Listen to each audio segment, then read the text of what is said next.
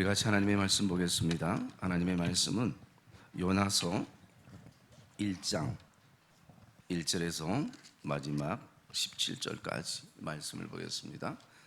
요나서 1장 1절에서 17절까지 말씀입니다. 구약성경 1280페이지 되겠습니다. 아멘. 우리 한번 따라 합시다. 내가 어찌하오리까? 한번 더 고백합시다. 내가 어찌하오리까? 우리 삶 가운데서 흔히 원인 없는 결과가 없다라는 얘기들을 종종 하게 되어집니다. 그렇습니다. 일반적으로 원인 없는 결과는 없을 것입니다. 그 결과가 산출되기까지는 또 어떤 원인이 분명 있었기 때문에 또 그런 결과를 본인이 원하든 원치 않든 그 결과를 가지게 되어집니다. 그런데 모든 우리의 삶이 꼭 그렇지만은 또 아닌 것 같습니다.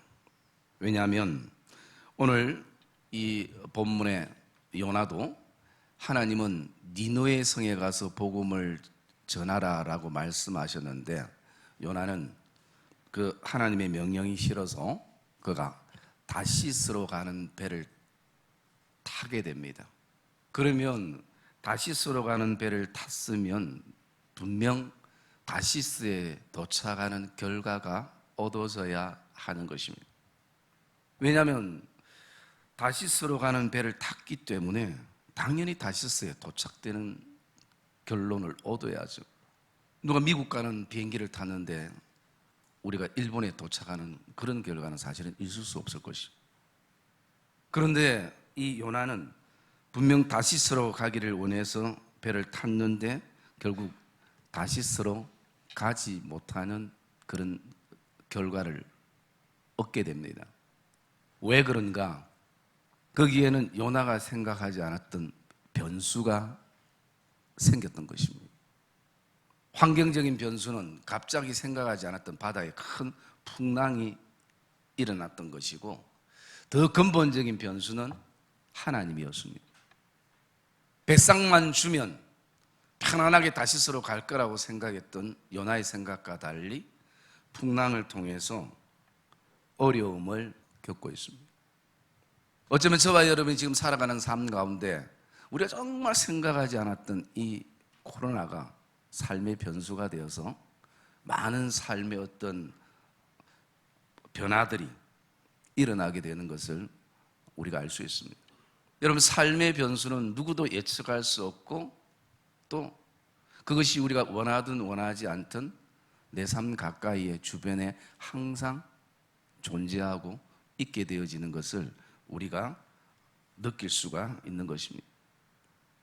여러분, 최소한 선지자라면 하나님의 말씀에 죽고 사는 사람이야 이 되어야 될 것입니다. 그런데 요나는 왜 이렇게 니느웨 성에 가서 복음을 전하라는 하나님 말씀과는 달리 다시스로 도망하게 되고 여호와의 얼굴을 피하게 되고 그리고 니느웨 성을 싫어했는가? 그가 니느웨 성에 가지 않았던 몇 가지 그 사실들이 있는데요. 그 첫째가 뭐냐면 민족적으로 가지는 아픔과 상처였습니다. 여러분, 이 니느웨 성이라는 곳은 아수르의 수도입니다. 아수르가 어떤 나라냐면 끊임없이 이스라엘 백성들을 역사적으로 괴롭혔던 나라였어요. 그러기에 민족적 상처와 아픔을 늘 이스라엘 사람들은 안고 있습니다. 결국 북이스라엘이 어디에 멸망하는가? 이 아수르에게 멸망하게 됩니다.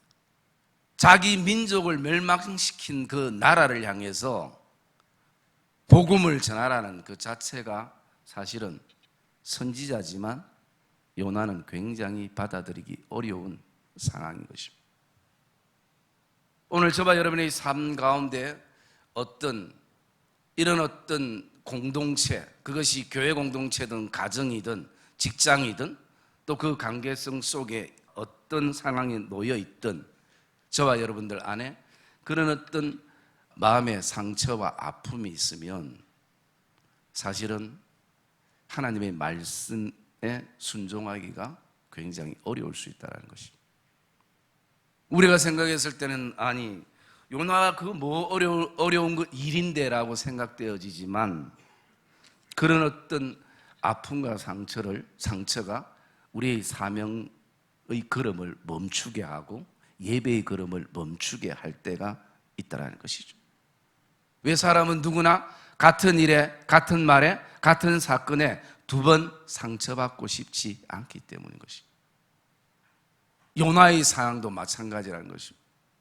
내가 오늘 이 니느웨 성에 복음을 전하러 가지 않는 것은 도저히 용서되지 않는 상처와 아픔 때문이라는 것이죠. 그러면서 또 하나의 어떤 요나가 니느웨 성으로 가지 않았던 하나의 원인을 보면요, 그것은 어떤 자기의 고집이 오늘 니느웨 성으로 발걸음을 향하게 하지 못한다는 것입니다. 여러분, 하나님은 요나를 향해서 네가 니느웨 성 가서 순교해라, 그들을 위해서 대신 너가 죽으라, 하나님이 그렇게 말씀하신 것이 아니었어요. 그냥 복음 전해라. 저 땅에 돌아올 사람들이 많다. 어쩌면 선지자이기에 하나님이 그곳에 가서 순교하고 죽으라 해도 가서 그곳에서 복음 전하다 순교하고 죽어야 되는 것이 선지자의 사명인 것입니다. 그래서 그것도 아니었습니다. 그냥 단지 죽으라는 것이 아니고 가서 내 마음을 좀 전해라 라는 그것뿐임에도 불구하고 순종의 길을 가지 못하는 것은 오늘도 우리 안에 있는 어떤 자기 고집이 사명보다 더 앞서는 그런 어떤 순간들이 있을 수가 있다는 것입니다. 뭐 그 외에도 여러 가지 것들이 있을 수 있겠습니다만, 이런 어떤 상황 속에 요나는 니느웨로 가지 않고 다시스로 그가 가게 되는데, 그 가운데에 그가 풍랑을 만나게 되어지는 내용이 1장에서 시작이 됩니다. 그 풍랑 앞에서 요나는 어쩌면 하나님 앞에 그런 어떤 질문들을 가졌을 것입니다. 하나님, 내가 어찌하오리까? 하나님, 어찌하려오리까? 이 생각하지도 않은 상황과 순간에 내가 어찌하오리까? 여러분, 우리가 어쩌면 저와 여러분의 삶 안에도 숱하게 하나님을 향한 어떤 질문 한 가지가 있다면, 하나님, 이 순간에 이 일을 통해서 이 사건에 내가 어찌하오리까? 라는 질문들을 던져보기도 할 것입니다. 물론 우리가 요나와 같은 상황은 아니지만 오늘 본문을 통해서 그 요나가 하나님께 또 스스로에게 내가 어찌하오리까라는 그 질문 속에 스스로 가질 수 있는 그런 어떤 답을 우리가 세 가지를 좀 묵상하려고 하는데요. 그 첫째는 뭐냐면 그 변수가 일어난 그 상황 속에 가져야 될 것은 믿는 자의 그 믿음의 정체성이라는 것입니다. 여러분, 우리가 9절 말씀 한번 읽어볼까요? 9절 말씀 읽겠습니다. 시작. 바다와 육지를 지으신 하늘의 하나님 여호와를 경외하는 자로라 라는 것입니다. 여러분, 인생의 변수를 만나고 인생의 폭풍을 만나고 어떤 상황 속에서도 우리가 꼭 기억해야 될 것은 뭐냐면 나는 누구인가 라는 부분이라는 것입니다. 나는 누구인가? 여러분, 우리가 사는 이 시대 참 이 어려움 속에 가장 흔들리는 게 뭐냐면 정체성인 것이죠. 교회의 정체성이 지금 흔들리고 성도의 목회자의 정체성이 흔들리는 그런 어떤 상황. 이 요나 스스로도 그가 지금 다시 회복하고 정신을 차리는 게 하나가 있다면 내가 누구인가? 나는 히브리 사람이요, 나는 하나님의 자녀요, 하나님의 백성이요, 나는 바다와 육지를 지으신 하늘의 하나님 여호와를 경외하는 자로라. 그가 스스로에게 또 사람들에게 공포하고 선포하는 것은 바로 하나님의 자녀에 대한 정체성입니다. 여러분, 이 시대 우리가 살아갈 때 참 그리스도인으로 살아가기가 쉽지 않는 시대 속에 우리가 살아갑니다. 하루에도 수십 번 여러 가지 모든 사회적인 참 마음 아픈 일들이 교회와 목회자를 통해서 일어나는 그런 시대 속에 우리가 살아갑니다.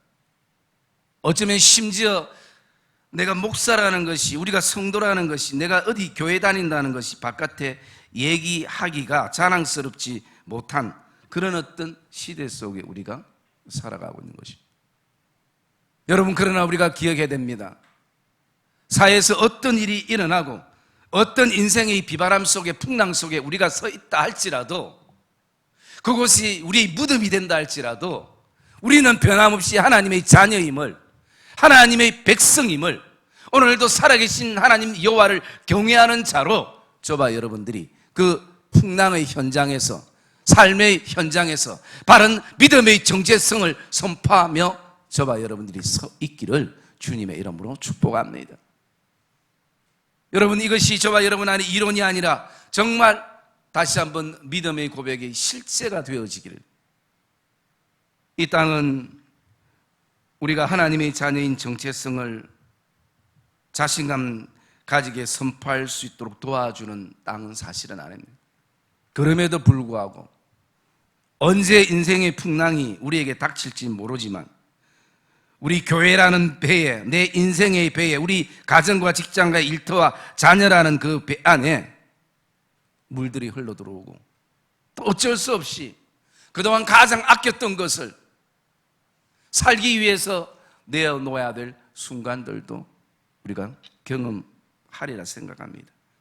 내 삶에, 저와 여러분의 삶의 모든 것을 송두리째 빼앗기고 잃어버리는 순간이 있다 할지라도 여전히 저와 여러분은 하나님의 자녀인 것을, 하나님의 백성인 것을 그 풍랑 가운데서도 선포하는 믿음의 정체성이 먼저 회복되기를 주님의 이름으로 축복합니다.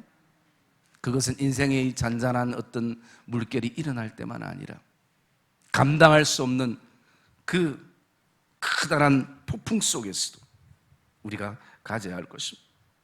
그리고 또 두 번째, 우리 스스로에게 내가 어찌하오리까라는 그 질문 속에 가질 수 있는 답은요, 다른 것이 아니라 바로 17절 말씀을 우리가 묵상했으면 좋겠습니다. 1장 17절 읽어주세요. 시작.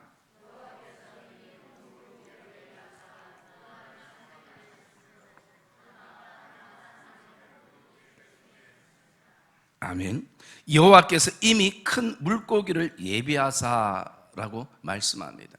그래서 우리가 두 번째 그 순간에 가져야 될 그 마음은 죽음에서 살려준 하나님의 은혜에 대한 생각들을 기억해야 된다는 것입니다. 죽음의 문턱에 이르는 그 순간에 하나님께서 물고기를 예비해서 요나를 살리셨던 것처럼, 여러분, 저와 여러분들은 허물과 죄로 죽었던 우리를 그리스도의 십자가의 은혜로 다시 살게 하신 그 은혜 속에 살아가는 사람들인 것입니다.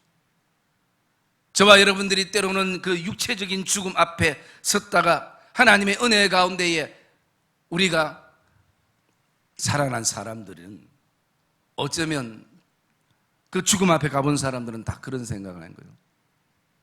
아무리 이 땅에서 거머쥐려고 해도 그 부질없는 것이다. 정말 의미 없다.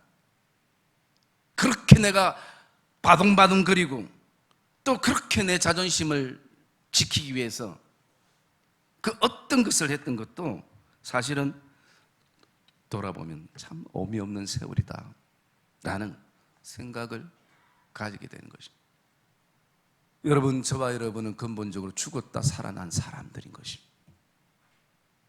요나가 이 은혜를 기억했던 것처럼 나는 죽어야 될 사람인데, 나는 이미 죽은 사람인데 하나님의 은혜로 다시 하나님이 오늘도 삶을 연장케 해주신 그 하나님의 은혜, 저와 여러분들 안에도 오늘 참 많은 죽음의 문턱 순간 앞에 설 때마다, 그리고 삶의 문제에 설 때마다 하나님이 큰 물고기를 예배해 주신 것들처럼 막힌 곳에서 길을 하나님께서 내주셨던, 은혜를 입혀 주셨던 그 하나님의 은혜들을 인생의 그 변수와 폭풍 가운데서도 기억하기를 주님의 이름으로 축복합니다. 우리가 각자 받은 은혜들은 다 다르지만 분명 하나님의 우리에게 주신 그 은혜들이 있다는 것입니다. 여러분, 하나님은 오늘도 그 요나에게 큰 폭풍만 준비하신 분이 아니라 그 폭풍 가운데서 이미 큰 물고기를 통해서 살 길을 하나님이 열어주신 것입니다. 여러분, 이 어려운 가운데에 하나님이 저와 여러분의 인생 안에, 교회 안에, 가정 안에, 직장과 일터와 사업자 안에 그 이 풍랑 속에서도 하나님이 살 수 있는 큰 물고기를 경험하고 그 은혜들을 저와 여러분들이 경험하는 그런 복된 믿음의 걸음이 되시기를 주님의 이름으로 축복합니다. 그리고 세 번째는요, 내가 어찌하오리까라는 이 질문 속에 우리가 읽지 않았지만 오늘 같이 한번 읽읍시다. 요나서 2장 1절 말씀 같이 읽읍시다. 시작.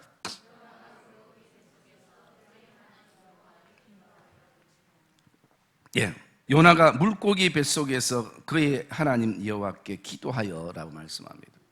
세 번째는 어찌하오리까라는 한탄과 가슴 아픔이 일어날 때 우리가 얻어져야 될 결론은 여호와께 기도하자. 너무나 여러분 단순하고 쉬운 답인 것 같아도 사실은 쉽지 않습니다.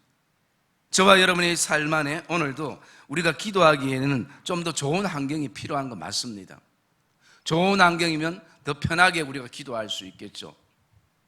물고기 뱃속보다는 더 좋은 환경에서 우리가 기도하면 얼마나 편안하게 기도할 수 있습니까? 저와 여러분들이 그 물고기 뱃속은, 살아있는 물고기 뱃속은 아무도 들어가 본 사람이 없을 것입니다. 근데 최소한 그 생선집 앞을 지나가면 최소한 생선 냄새는 나잖아요.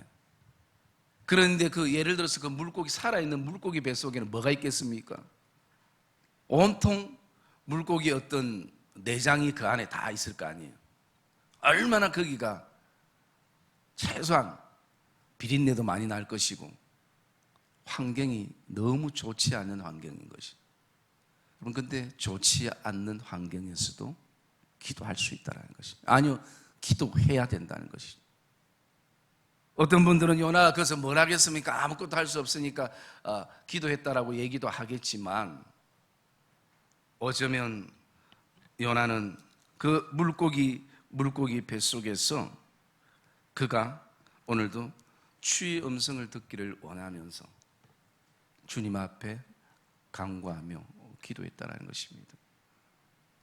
여러분, 오늘도 저와 여러분들이 어쩌면 이런 어떤 정말 기도할 수 없는 환경과 같은 상황에 처해 있는, 그것이 환경적이든 아니면 심적이든 마음적이든 정서적이든 그런 어떤 상황 속에 저와 여러분이 있다 할지라도 오늘 우리가 이것을 기억했으면 좋겠습니다. 요나는 물고기 뱃속에서 여호와께 기도했다는 것이죠. 그것도 한 시간이 아니라 3일이란 그 긴 시간 속에서 여호와 하나님 앞에 그가 부르짖고 기도했다는 것입니다. 여러분, 좋은 환경에서 저와 여러분들이 예배하고 기도하면 더 좋을 것입니다.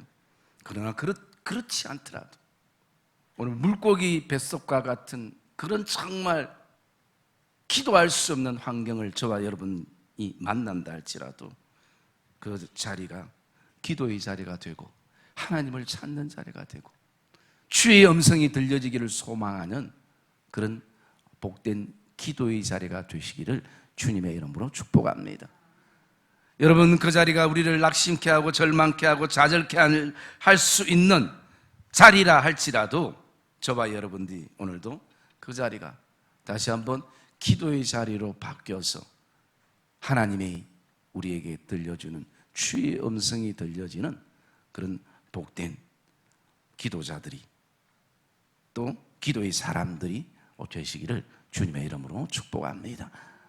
사랑하는 믿음의 성도님들, 오늘도 저와 여러분들이 이 요나의 어떤 삶을 통해서 저와 여러분들이 우리의 삶의 순간, 하나님 이 순간 내가 어찌하오리까라는 그 안타까운 또 가슴 아픈 질문 속에 이 세 가지, 그런 가운데서도 믿음의 정체성을 가지고 하나님이 나를 죽음에서 살려주셨던 그 은혜들, 그리고 그 자리가 다시 한번 기도의 자리가 되는 그레함을 통하여 오늘도 여전히 사랑하는 성도들과 또 우리 교회와 하나님이 우리에게 주신 모든 삶의 영역 안에 하나님의 선하심으로 인도하시는 그 놀라운 은혜들을 경험하는 믿음의 여정이 되시기를 주님의 이름으로 축복합니다.